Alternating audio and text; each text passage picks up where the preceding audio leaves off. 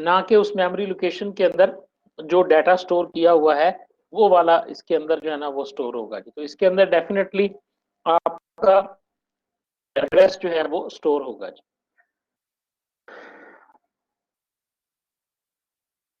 उसके बाद आता है जी हमारे पास फ्लैग रजिस्टर या प्रोग्राम स्टेटस वर्ड रजिस्टर क्या होता है जी? ये डिफरेंट हो सकते हैं जी, ये 8 बिट का भी हो सकता है, 16 बिट का भी हो सकता है और 32 बिट का भी हो सकता है। कुछ मैन्युफैक्चरर्स या आर्किटेक्चर के अंदर इसे फ्लैग रजिस्टर कहा जाता है, कुछ के अंदर इसे प्रोग्राम स्टेटस वर्ड का नाम दिया जाता है। इसमें और बाकी तमाम रजिस्टर्स में एक क्लियर डिस्टिंक्शन है जी। ये याद कर लें जी कि फ्लैग रजिस्टर या प्रोग्राम स्टेटस वर्ड जो होता है, अगर इसमें 16 बिटें हैं, अगर इसमें 32 बिटें हैं, तो हर बिट का अलहदा से कोई ना कोई मतलब है। यानी इट इज मीनिंगलेस। आप देखें जरा, it is meaningless, third line में पढ़ रहा हूँ, it is meaningless as a unit. As a unit इसका कोई मतलब नहीं है रेदर देन इंडिविजुअल बिट्स, लेकिन इसकी जो अलहदा अलहदा बिट्स होती हैं उनका एक नंबर होता है जी। बिट नंबर 0 का मतलब ये है, बिट नंबर 1 का मतलब ये है, बिट नंबर 2 का मतलब ये है। आगे इसकी मुकम्मल तफसील आएगी कि 16 बिट रजिस्टर्स जो होते हैं फ्लैग रजिस्टर, उसमें हर बिट का क्या मकसद होता है और हर बिट के अंदर कौन सा काम किया जाता है। बस यहाँ पर आपको सिर्फ ये अंदाजा होना चाहिए चैप्टर नंबर 1 के अंदर कि जो फ्लैग रजिस्टर है ये बिट वाइज एक्सेस होता है, नॉट एज अ यूनिट, जैसा कि ऊपर वाले दोनों रजिस्टर और नीचे वाले सारे रजिस्टर जो हैं वो एज अ होते हैं जी। उसके बाद आगे जी प्रोग्राम काउंटर और इंस्ट्रक्शन पॉइंटर जी। किसी जगह इसका नाम प्रोग्राम काउंटर हो सकता है, किसी जगह इसका नाम जो है वो इंस्ट्रक्शन पॉइंटर हो सकता है। इसलिए आप इसको, ये मैंने पहले ही बता दिया कि नाम इसके वेरी करेंगे। हम जिस आर्किटेक्चर को फॉलो करेंगे थ्रू आउट दिस कोर्स वो होगा इंटेल का आर्किटेक्चर। लिहाजा इसके बाद जब हम आगे पढ़ेंगे जाके इस चैप्टर को, तो हम इंटेल के रजिस्टर्स के नाम जो है ना वो याद करेंगे। प्रोग्राम काउंटर या इंस्ट्रक्शन पॉइंटर हमारे पास वो रजिस्टर होता है जिसके अंदर उस ऑपरेशन और ऑपरेंड का एड्रेस पड़ा होता है जो करंटली एग्जीक्यूट हो रहा होता है। यानी सीपीयू जो है, प्रोसेसर जो होता है, वो इंस्ट्रक्शंस को वन बाय वन जो है ना वो एग्जीक्यूट करता है। तो जिस इंस्ट्रक्शन के ऊपर आपका प्रोसेसर काम कर रहा होता है उसका एड्रेस जो है वो प्रोग्राम काउंटर या इंस्ट्रक्शन पॉइंटर के अंदर उसका नाम जो है ना वो मौजूद होता है, वो वहां पर पड़ी होती है। ठीक है जी। मुख्तलिफ इसके नाम है जी, बहरहाल इसकी तफसील आगे जब हम पढ़ेंगे तो हमें पता चल जाएगा। ये बेसिक टाइप के रजिस्टर्स हैं जी। एक इंस्ट्रक्शन पॉइंटर प्रोग्राम काउंटर है, दूसरा फ्लैग रजिस्टर है, पॉइंटर इंडेक्स या बेस रजिस्टर्स होते हैं। ये एक भी हो सकते हैं, एक से ज्यादा भी हो सकते हैं, और अकोमोलेटर होते हैं। तो ये हमारे पास रजिस्टर्स जो है ना उनकी तादाद है। उसके बाद हम बात करते हैं इंस्ट्रक्शन ग्रुप्स की, कि एक जो प्रोसेसर होता है उसके अंदर कितनी किस्म की इंस्ट्रक्शंस जो हैं वो मौजूद मौजूद होती हैं जी। यहाँ तक आपको बात की समझ आई है जी सबको?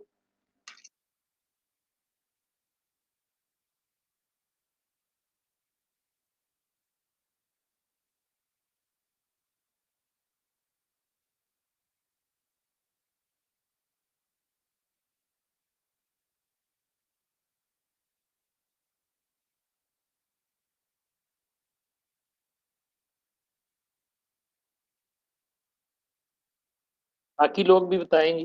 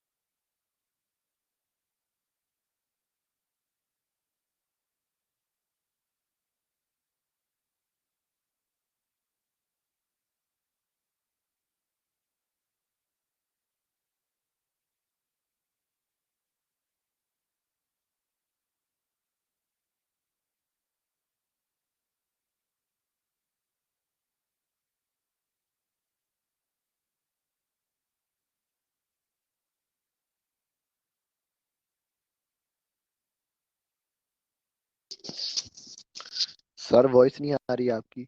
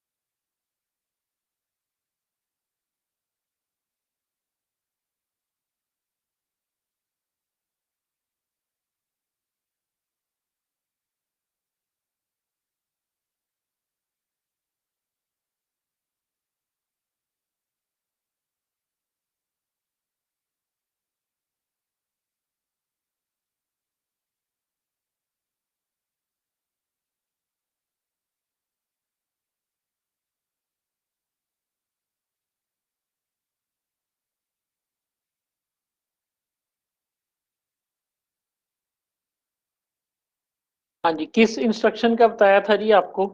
जब ये माइक हमारा ऑफ हुआ था, हम रिपीट कर लेते हैं उसको, कोई बात नहीं। मेरा ख्याल है इंस्ट्रक्शन ग्रुप्स के ऊपर ही हम बात कर रहे थे। ये प्रोग्राम काउंटर और ये इसका मैंने बता दिया था, और इंस्ट्रक्शन ग्रुप को हमने स्टार्ट करना था।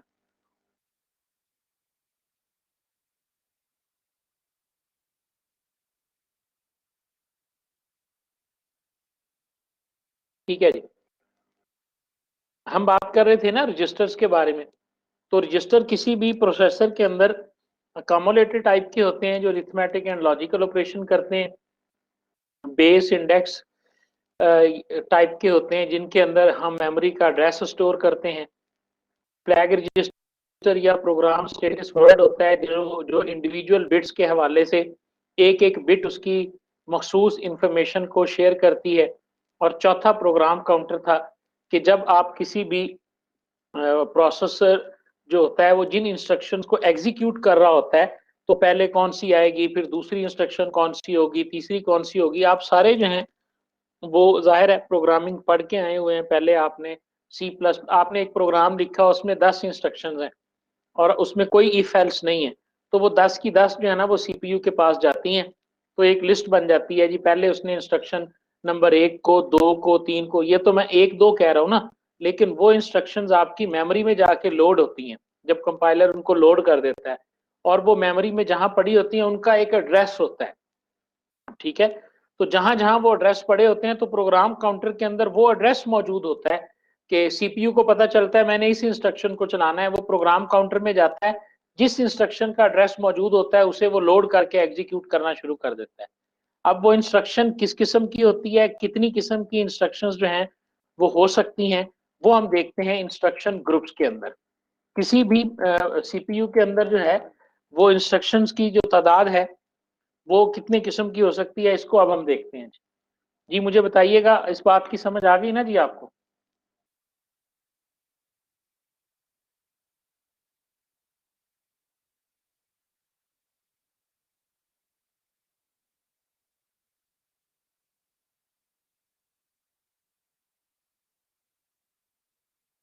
जी। तो एक प्रोग्राम के अंदर एक प्रोसेसर जो होता है, हम लोग तो ये समझते हैं ना कि प्रोसेसर हर किस्म का काम कर सकता है, लेकिन जरा सीपीयू के यूनिट्स देखें। हमने सीपीयू के यूनिट्स में पढ़ा था जी कि सीपीयू जो है वो कंट्रोल यूनिट यानी कंट्रोल के काम करता है, या अरिथमेटिक करता है, या लॉजिकल के करता है। तो बेसिकली हर सीपीयू की एक कैपेसिटी होती है। जो मैट्रिक पास बंदा है उसके अंदर इंस्ट्रक्शन सेट और होता है, जो बंदा एफएससी पास होता है उसके अंदर इंस्ट्रक्शन सेट और होता है, और जो बंदा एमएससी होता है उसका इंस्ट्रक्शन सेट और होता है। बिल्कुल इसी तरह हर जो सीपीयू होता है उसके अंदर टोटल जो जो इंस्ट्रक्शंस फीड की जाती हैं उसको बनाते वक्त वही वो काम कर सकता है, इसके अलावा उसकी कैपेसिटी और नहीं होती। तो जिन इंस्ट्रक्शंस के ऊपर वो काम कर सकता है उनमें सबसे जो पहली इंस्ट्रक्शंस हैं वो डाटा मूवमेंट टाइप की इंस्ट्रक्शंस होती हैं। यानी हमारे पास डाटा को एक जगह से दूसरी जगह लेके जाना। अब ये एक जगह और दूसरी जगह क्या है, याद करो हमने ऊपर पढ़ा था कि तीन ही तो हिस्से हैं, या मेमोरी है या सीपीयू है या इनपुट और आउटपुट डिवाइसेस हैं।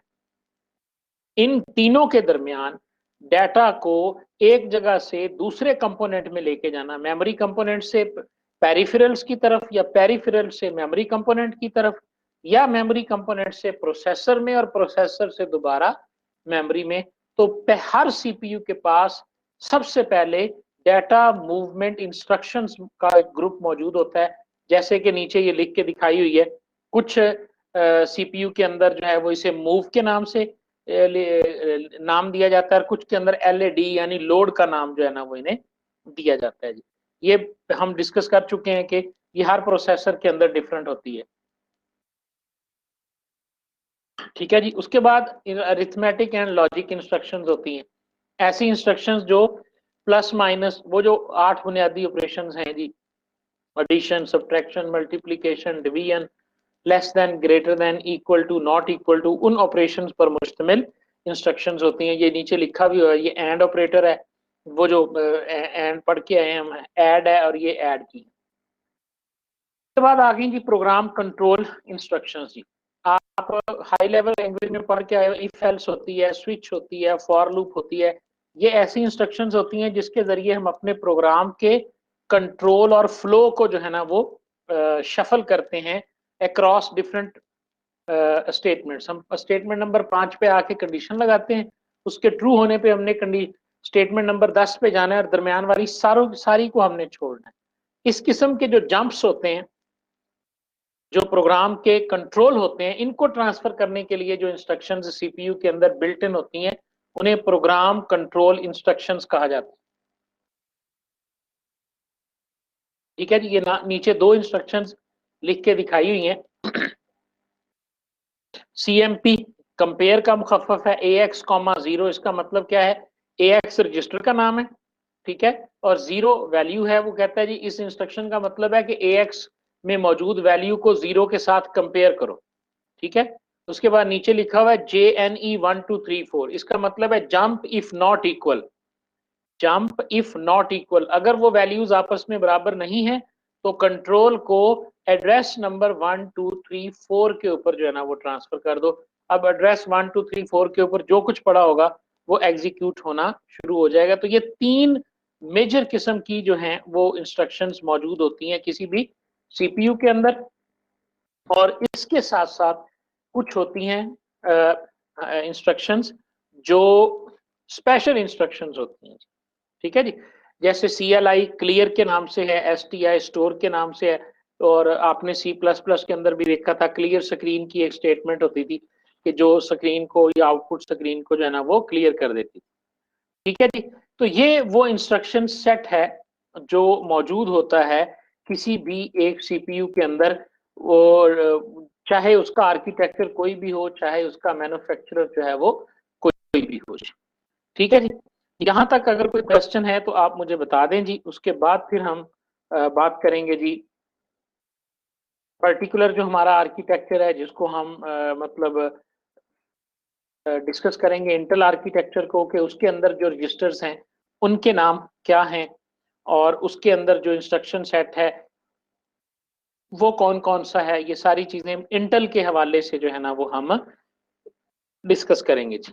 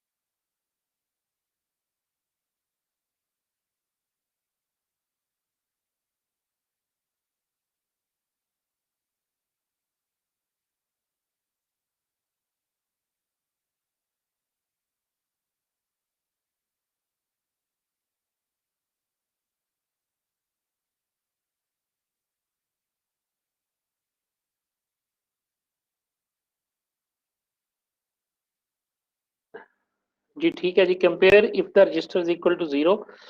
हाँ जी, ये मजीद ना जी आपको इसकी तफसील का पता चल जाएगा जी। किस इंस्ट्रक्शन का बताइएगा।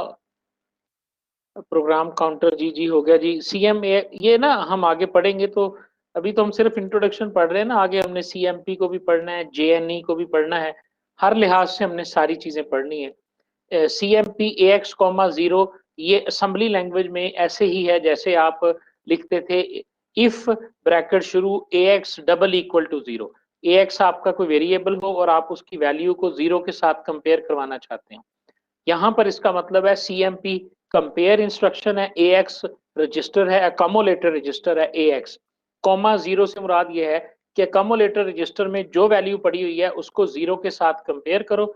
अगर वो इक्वल होते हैं तो फिर आपने नहीं, और आगे हमने लिखा JNE कि जंप उस सूरत में करो अगर ये दोनों वैल्यूज जो हैं वो आपस में, jump if not equal, JNE jump if not equal, तो ये उस सूरत में जो है ना वो जंप करेगा। इसके बारे में आप परेशान ना हो, आप सिंपल ये बात जहन में रखें कि जी हमारी जो इंस्ट्रक्शंस हैं उनकी तादाद कितनी है और उनकी टाइप्स कितनी है। ठीक है,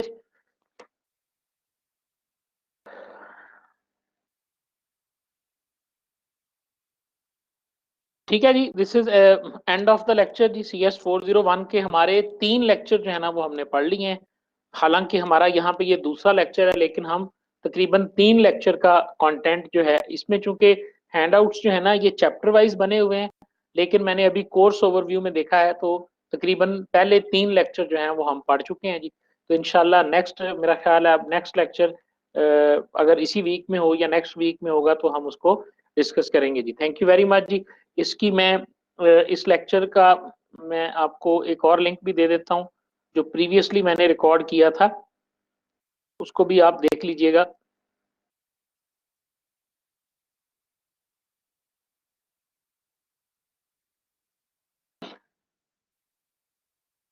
इसकी रिकॉर्डिंग भी सर आपके साथ शेयर कर देंगे। ठीक है, क्योंकि मैंने इसकी रिकॉर्डिंग नहीं की, मेरे पास ये प्रीवियस लेक्चर पड़ा हुआ है जिसके अंदर यही टॉपिक्स जो है ना वो डिस्कस किए गए थे। थैंक यू वेरी मच जी। जब ये हाईलाइटेड नोट्स कंप्लीट हो जाएंगे जी तो उस वक्त इंशाल्लाह आपको मिल जाएंगे। Thank you ji.